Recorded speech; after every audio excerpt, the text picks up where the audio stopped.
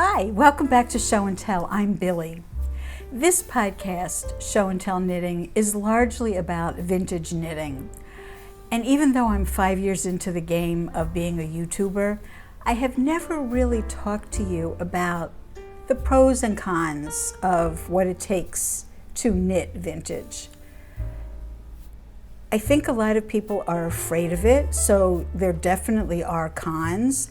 But today I'm going to try and debunk some of that with you and encourage you to join those of us who like the challenge of vintage knitting.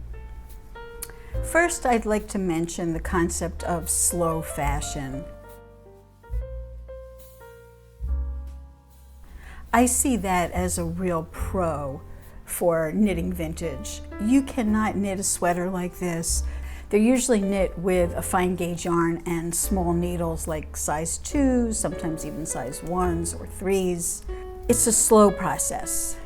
I see that as a pro. Some of you might see it as a con, but in this day and age where many people go with what's the current trend in fashion, what are the fads, next season whatever you're wearing now will be out of fashion. That's not the case with vintage. You can pick the era that you like, whether it's Victorian or Edwardian, or in my case, Art Deco, or maybe you prefer the 1950s or the pop look of the 1960s. But whatever it is, it's something that is classic of that period. It's not going to go out of style, which means you don't have to keep replenishing your wardrobe season after season, coupled with the fact that it takes a while to knit one of these. So that's pro number one. Pro number two is that these patterns tend to give you a garment that's rather unique. In this case, this 1930s sailor sweater, I happen to have embellished it with sequins, but the fact that there's this sailor collar on the back makes it very unique. The little tie in the front also adds to the uniqueness. Another benefit of knitting vintage is every outing is a completely new adventure. With this sweater that I'm showing, it was the adventure of knitting this interesting chevron stitch, plus doing the set-in sleeve construction, such an interesting motif, having to do a button band. The construction of the button band is different in vintage patterns often. So with a button band like this one, after you knit up the ribbing to where your waist would be, you keep a handful of stitches on the safety pin. And then after you're done the sweater, you come back, you put those stitches back on your needle, and then you just knit up in the same ribbing this narrow little button band. Not always done that way, but sometimes. So that is part of the adventure with vintage knitting. Every pattern calls for different assembly, different stitches, different depth of ribbing, different size buttons if there are buttons. Location of buttons could differ. Sometimes there's even pieces that need to be assembled, which we'll get into a little later. So if you're adventurous, contemporary patterns may not give you that challenge of doing something that you have never done before. So speaking of seams, that brings me to another benefit of vintage knitting. Seams add stability to your knitwear. So in this example,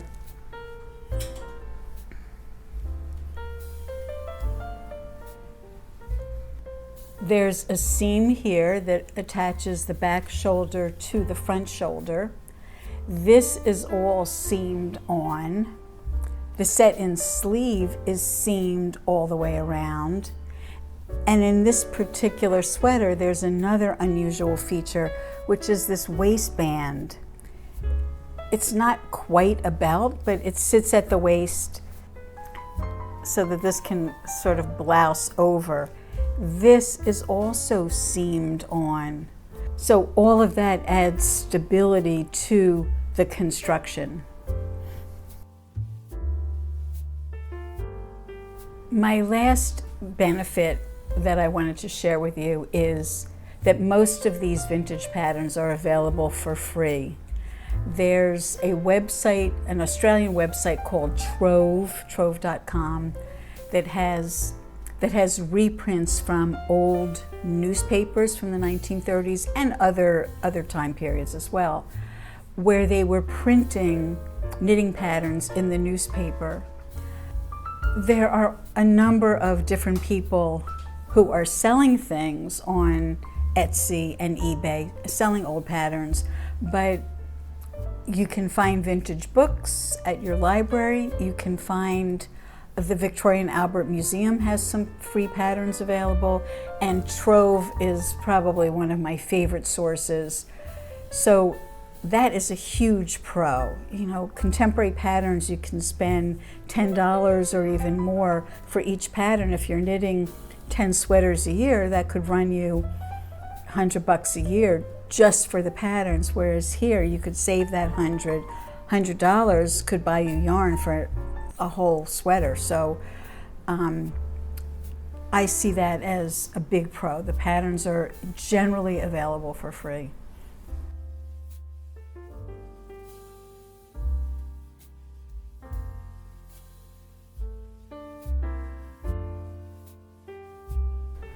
Okay, now on to some of the cons of knitting vintage. The first point to make is that sometimes the yarns that are suggested in the pattern are no longer available, or they're simply unknown. So for example, this sailor sweater, the pattern called for a yarn called Anchor Tri-Cotton. That yarn is no longer being made. So I went to Yarn Sub to see, do they recommend anything that would be similar to that yarn?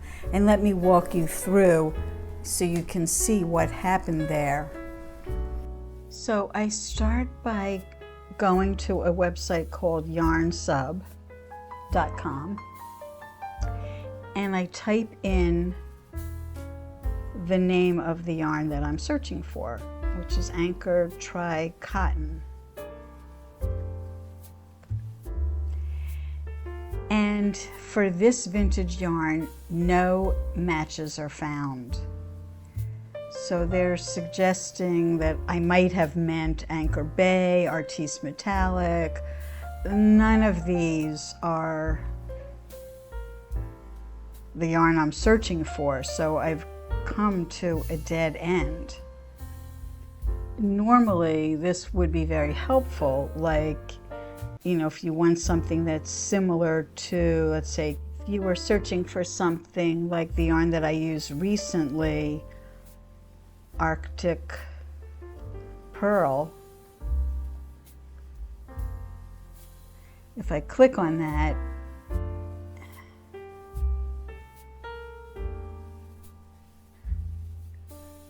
it will find me other yarns that have similarities, the same texture, the fiber content is similar, etc. I mean, there's a whole list of things that could be substituted for Arctic Pearl. But unfortunately, with this vintage yarn, it's not known by Yarn Sub. So in that case, what I would do is I would go back to the pattern and I would take a look at, first of all, the needle sizes. Number 9 and number 12 are not US 9 and 12. Those are small needles. 12, I believe, is a size 2. 9 is probably a size 5 US. And this is being worked at a tension of 6.5 stitches to the inch on, I think that's a size 5 needle. So I would try and look for a yarn that was a similar weight, which is what I did. If that should happen, that you can't find the yarn, you do have valuable information in the pattern with the gauge, the tension. If it tells you, like this one did, that you get 6.5 stitches to the inch, then you know that you're looking for something that's maybe DK weight, and you know you're going to be on a smaller needle size. So you know that can give you some guidance if the yarn is unfamiliar.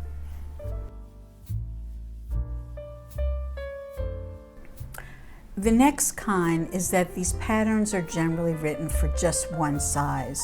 So in the case of the sailor sweater, again, it's just written for one size. So you have to be able to convert your measurements into something that will work within the confines of the shape and style of the sweater. Does that mean that you have to be a little more experienced knitter? Yes, probably, although I do run knit-alongs a couple of times a year in which I walk you through how to figure some of that out. There is a little bit of math involved, I'm not going to lie, but it's really very rudimentary, and it shouldn't be a problem. But you know, I know some people are afraid of math, but there's nothing to be afraid of.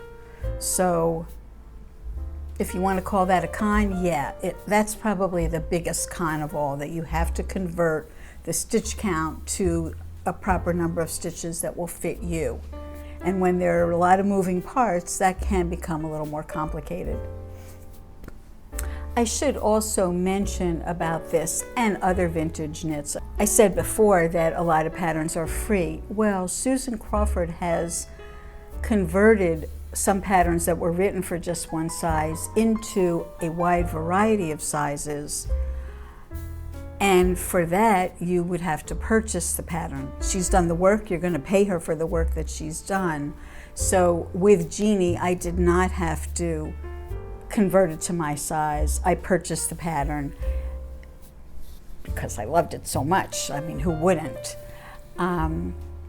And she had the charts done for each different size, so that really saved a lot of work. Converting things in Fair Isle or lace are a little bit trickier to do. Impossible? No, but I think a lot of people would see that as a con, that you know you have to go that extra distance.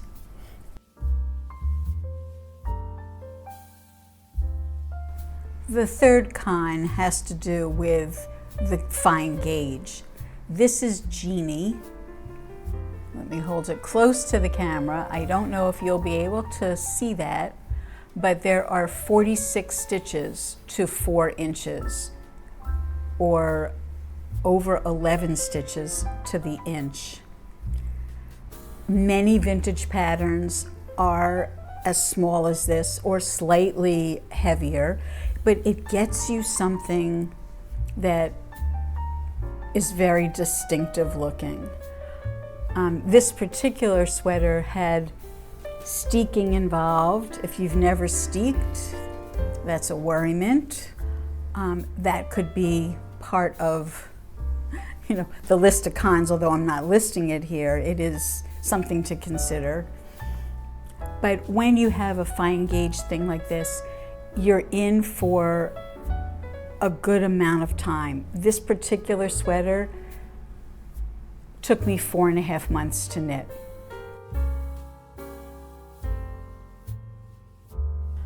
Con number 4 is that these garments are usually knit in pieces. I pulled out the jacket that of everything vintage that I've knit has the most pieces. Let me walk you through this. First of all, there's the collar. Just this part that goes around the neck is the collar. Then there's the lapel. Then there's this little faux pocket on both sides. They're not pieces that you're stitching on, they are knit as you go. The patch pocket, however, is a separate piece that has to be added on. I happen to do top stitching. The original didn't call for that. And the buttonholes and the separate sleeves and the back. This has a belt. I haven't knit it yet. There's an opening, peekaboo, in the side for that belt to come through. So that could be a con. You do have to knit all of these and then put it all together.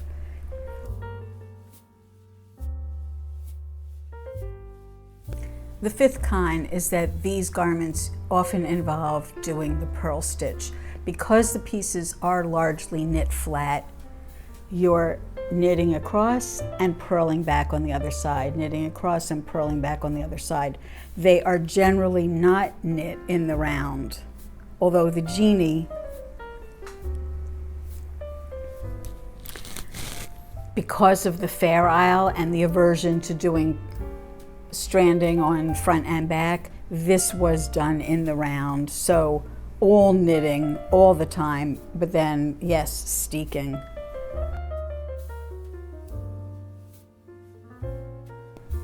And the last con that I wanted to share with you today is that there's often deep ribbing. Ribbing is kind of monotonous, and depending on your knitting style, it could even be unpleasant for you to have to switch from knit to purl, knit to purl, knit to purl as you go across every row. Sometimes, like in this sleeve of For the Rink or the Lynx, the ribbing is exceptionally deep. This ribbing comes like up to my elbow.